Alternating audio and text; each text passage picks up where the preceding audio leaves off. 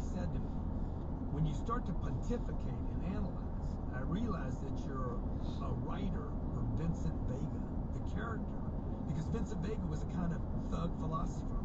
John was given the role. So John tells me, Grant, I'm given Tarantino tidbits of information. And Quentin liked this analytical aspect of my personality, that part of me that was trying to help him with his money. And that is why Quentin could imagine me in the role where I'm theorizing with Samuel Jackson about life. And that movie, by the way, you probably know, was John Travolta's second coming after years from Saturday Night Fever in Greece. John Travolta says, I got reborn with that role. It made me the highest paid actor in the world for 10 years. And I did that role for almost nothing. The cops see you touch the white line, you get pulled John over. Travolta took that role for nothing. And it changed his life. And by the way, nobody got paid. Nobody got paid more than about $140,000. But look at the dividend that it paid off. This was an investment that John made. He invested now to do a movie and be patient to get paid later. 2 years later, he was the highest paid actor in the world. That's not stop and go. By the way, John goes on to tell me, that is another seed that I planted, and I had no idea it would be a hit. And how do you develop not just contacts, but turn a contact into a relationship? Alexa, pause. Well, one way to start is... Restroom? Yeah, I'm going to go to the restroom right now. Let me get keys, just in case. Johnny, you want a drink in there at all? Yeah. Well, how about you, Beth? You okay with that? Or you want to find me a green tea? Oh, I'm fine now. Okay. I'm going to go to the bathroom. I'll be right back. Let me get you off.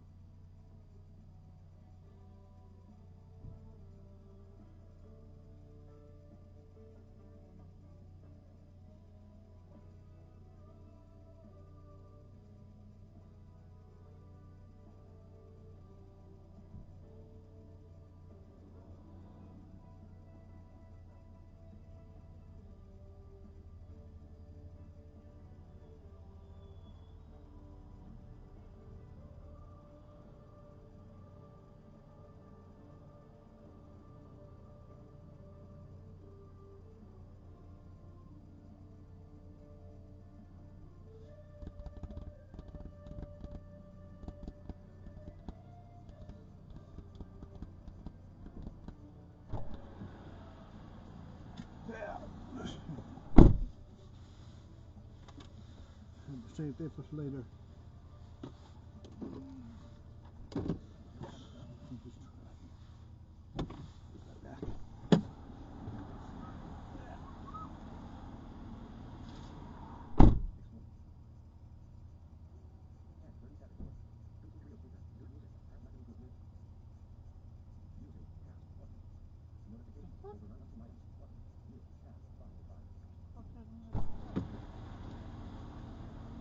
Yeah. I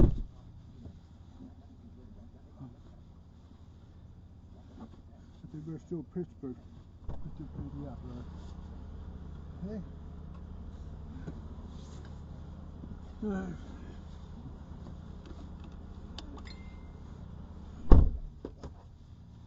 Yep. Okay. So the garbage, the other things. There's people going to farm out there, burning leaves. That's what I like to do. Go right in front of that truck.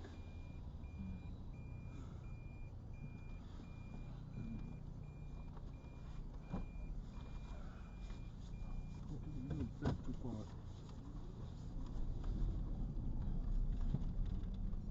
Wait. The last Chevy pickup. Good.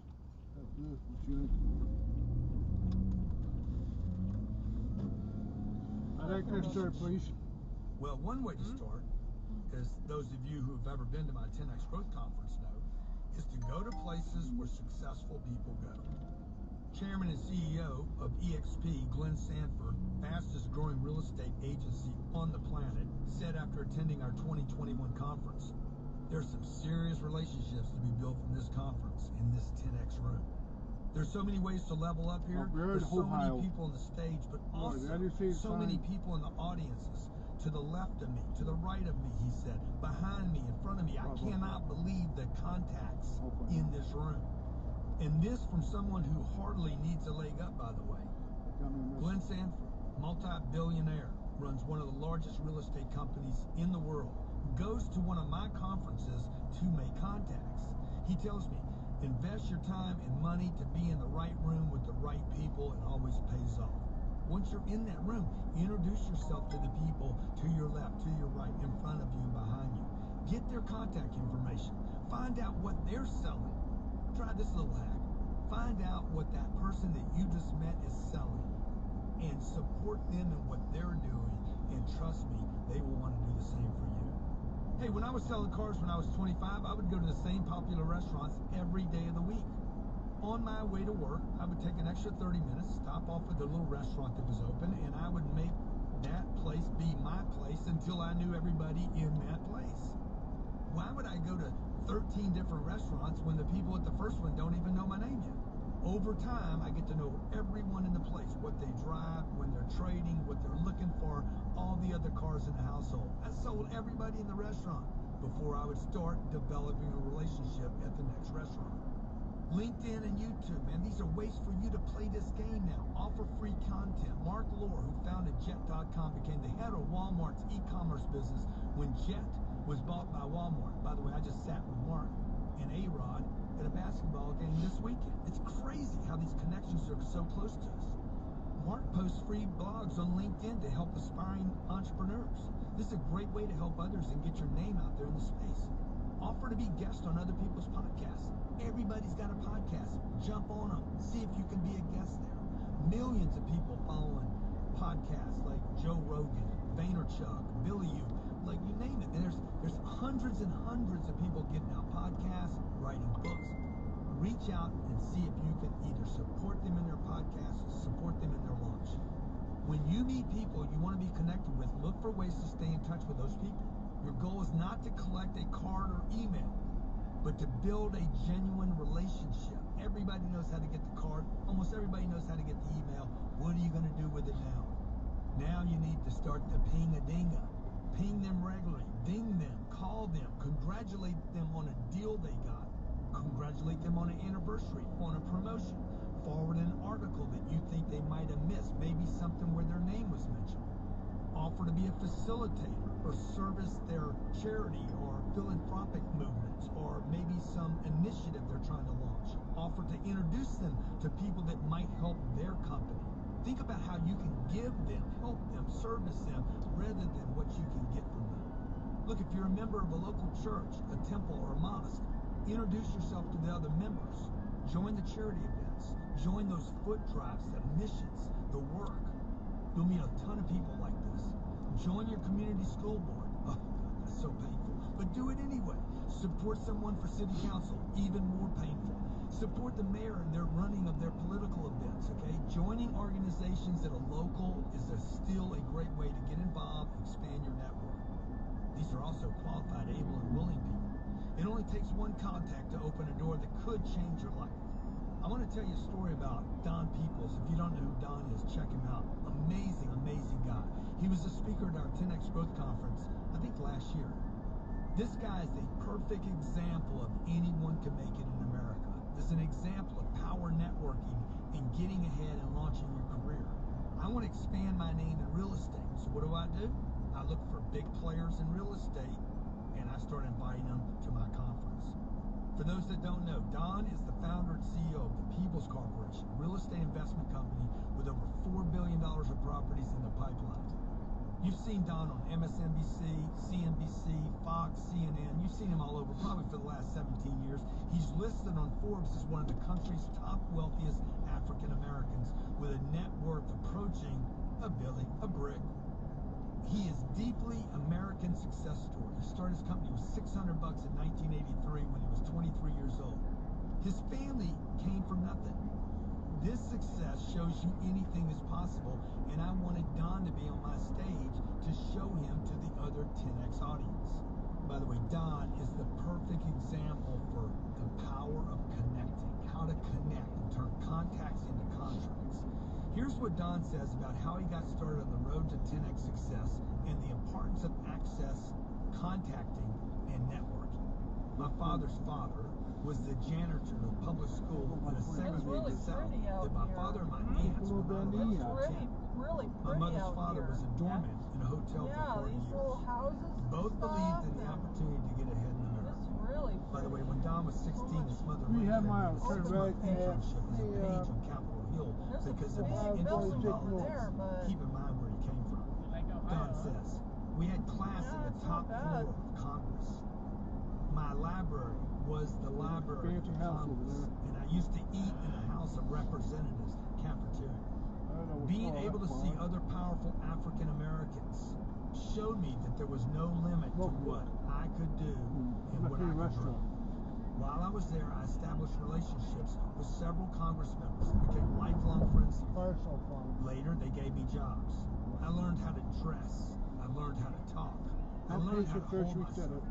I got to see and meet the CEO of Ford, Outpatient surgery CEO center. of Chrysler. I was able to Copy. sit down at the Looking same at how the table building is with cut in half. congressmen to talk about what they needed. I realized that contacts lead to If we have a relationships fair that time then and the lead DC to touch contracts. the tire on the I right knew line, you these get pulled over. relationships would later make me money. Careful. I had access to Yeah, you power. get 2.5 Quote miles. unquote, this is from himself. I had access to power. I decided I could I figure don't out how know to what's make wrong money with that. from It's it. old building. The relationships we build and maintain are the most valuable things we Get have. fire damn it. No. See, what Don learned from Green. politics is the power of Peanut butter, networking. pepper. You know, they say your network is your net worth. He was getting in the right rooms with the right people. He was getting in the rooms with people that were qualified, able, that had power, If you're not a rental, right reputation. there. He was in the right rooms. Give me the probably He was given the chance to be around hard-driven people that are connected. It's not enough just to be around hard-driven people. If you're around hard-driven people that are not connected, you're around people that are going to suffer.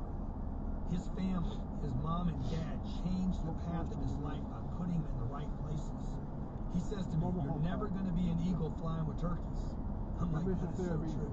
He said, this is the secret of my success. Other than the willingness to work hard and be a student of my business and being 10X, it is about making the right contacts.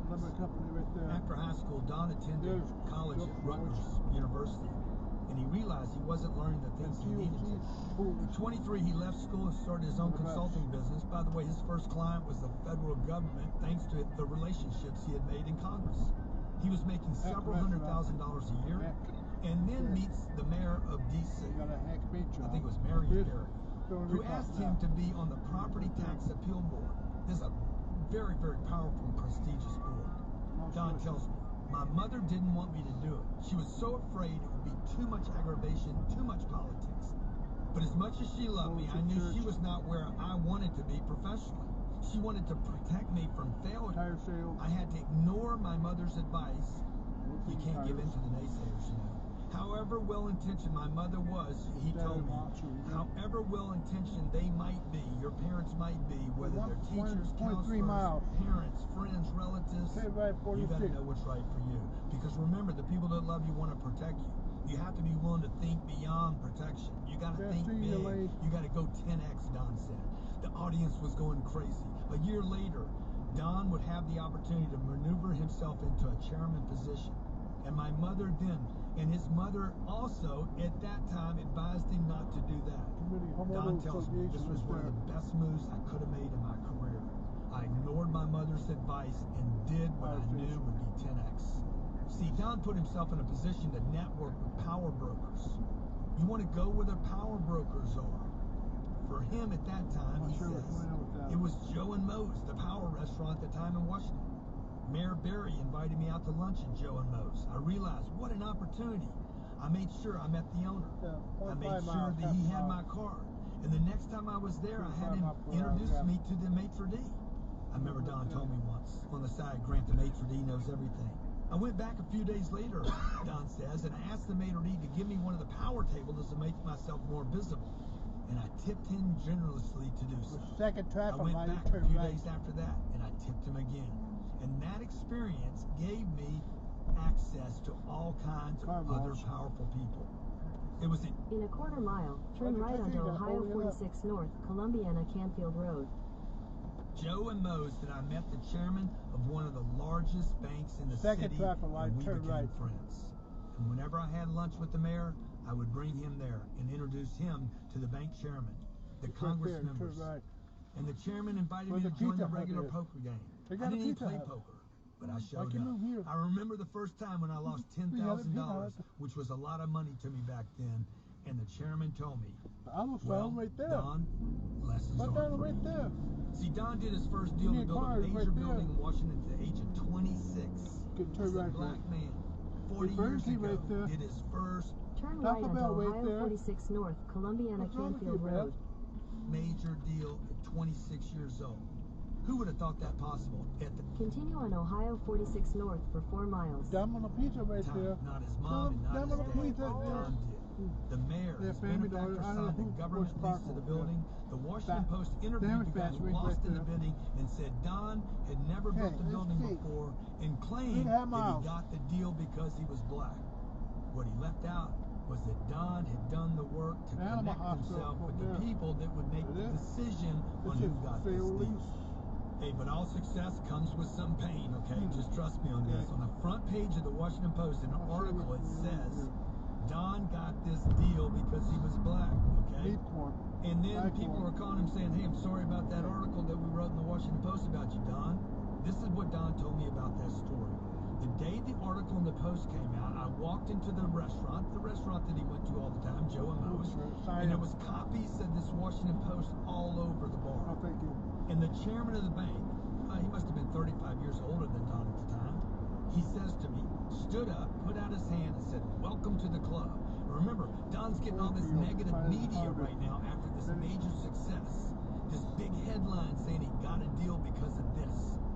The chairman of the bank says, Don, how much money are you going to make on this deal? And Don said, oh, 10 million or so. And the chairman of the bank says to Don, I'll bet you got a whole lot of calls from your colleagues and friends saying how sorry they were about the article today, right? And Don's like, yeah, I did. He's like, well, the chairman of the bank said to Don, well, think about exchanging that article for $10 million. The story is a one-day news event. By tomorrow, that paper will be in the trash. You'll still have your $10 million. And over time, Don learned to use media. He was young, a minority, and political. candidates he believed in, so he got a lot of coverage. Often they would attack him, but rather than running or hiding from the attacks, he decided to use the coverage to his advantage. It gave him access to good deals he might not have gotten otherwise. He built a persona that he could present to the media. I wish I had known what Don Peoples was doing when I was on the come up. Pay attention to what he did here. Use it for yourself. Contacts turn into contracts, but they require relationships, and they require you to leave your home and put yourself in the marketplace and to get known. When you get known, take a stance. Stay there. Lean into it and 10x yourself. Look, and don't forget to collaborate. Don't compete, collaborate. Work with other people.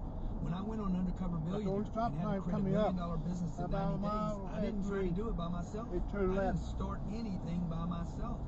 Warren Buffett has never started a company, ever. You understand that? He collaborates with other people that are already in play.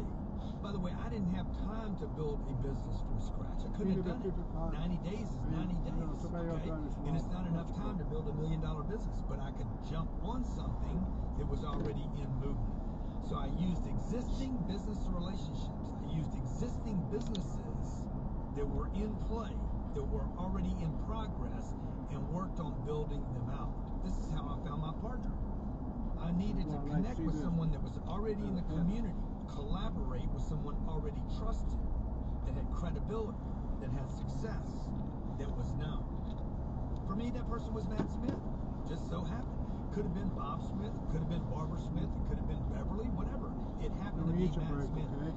As I've discussed in earlier chapters, great guy, founder of 2 businesses, and someone that was believed in and trusted. What am I going to do? I'm going to go find somebody that's homeless, doesn't have a job, in a quarter mile, turn left onto Ohio 165 West. Hard, doesn't have any money. That's crazy. I can help those people later, but first I had to help myself. The only people I talked to in those 90 days in Pueblo were business owners, qualified, able, willing people that could actually help me build my business. Take the next left onto Ohio 165 West. Look, if you didn't own a business, I wasn't going to spend time talking to you. I know it sounds terrible. It sounds selfish and greedy and self-serving. I was on a mission. For you, I was there to build a company in 90 days that was worth $1 million. And I had to do it without using money. How do you do something in a short period of time with no money? Well, you go to other people that have time and have money and have reputation and credibility. Continue on Ohio 165 West for 11 miles. That shortcuts the process. You collaborate. You partner with successful businesses that are around you. Don't compete with them. Don't try to rob from them. Collaborate and support them. The fastest way to success is not by reinventing the wheel or coming up with some new amazing innovation. The fastest way to success is to draft, to get behind or collaborate. Despite all the successes I've had in training, books, real estate, venture capital, and teaching people about disciplines and principles of 10x thinking, I have always sought out good partners first. At our 2021 10x Growth Conference, half the speakers on my stage were people I have partnerships with and are interested in developing a partnership with. Look, I had Don Peoples on the stage because I admire Don and because, I want to do some business with Don Peoples.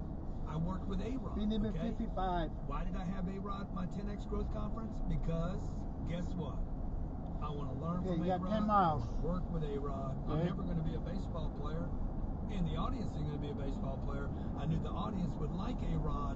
It builds my audience out and probably grabs some of A-Rod's fans, but mostly because I want to do some real estate business with A-Rod. Because of who I am also a target for other people that want to collaborate with me and possibly use my name, my brand, my organization to advance their businesses. I'll give you an example of this. Every day somebody reaches out to me to try to collaborate with me. In 2019, a guy named Brandon Dawson came to me about a partnership.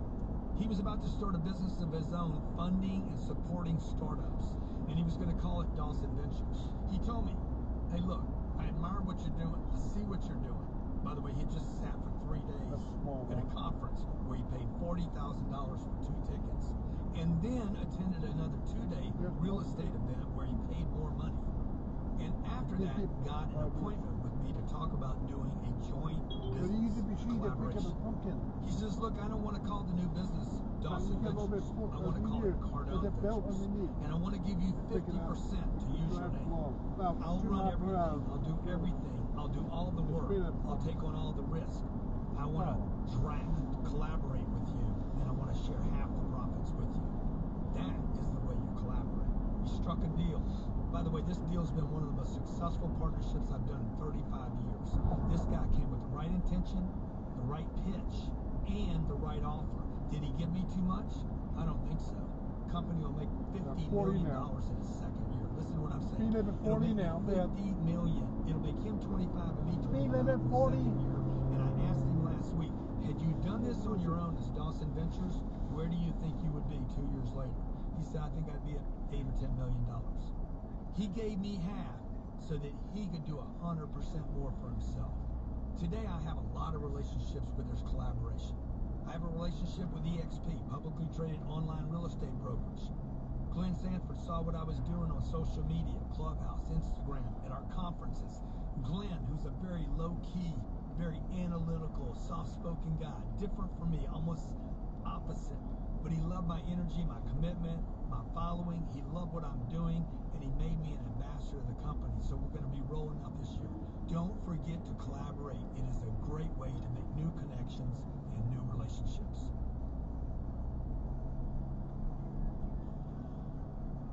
Chapter 10, improved. Hey, you want to achieve success? However you define it, in whatever area of life that matters to you, then you need to be responsible for your actions.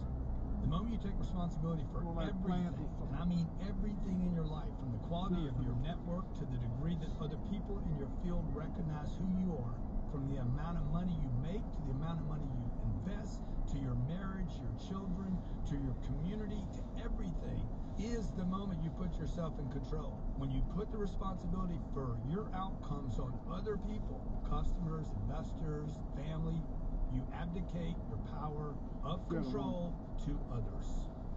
Look, when I left rehab at 25 years old, I started going to meetings every day to make sure that I didn't use drugs anymore. And I was told at those meetings that I had lost control and that I was powerless. That my life was unmanageable and I was powerless and I had no control. Look, I got to tell you, I hated the thought of being unmanageable, and hated even more so that I didn't have control of my future. But if that was going to be what it took to keep me clean, I'm going to buy it. Let's roll, whatever, okay? Because I'm not going back to that other way of life. See, I knew I was definitely screwed up. I knew that I was lost, and I knew I had lost my ability to be a recreational drug user. And I'd wasted 10 years of my life. So, I got to go to meetings every day, so be it. At least it instilled me on staying clean that day. Yeah, 7 and that's miles. where I had power, by the way. I noticed I had power to choose to go to the meeting, I had control back over my life, and when I got there and when I left. Says 55. And then one day, I 55. Okay, decided that's after I had a little Where's the time under my sign? belt that I know.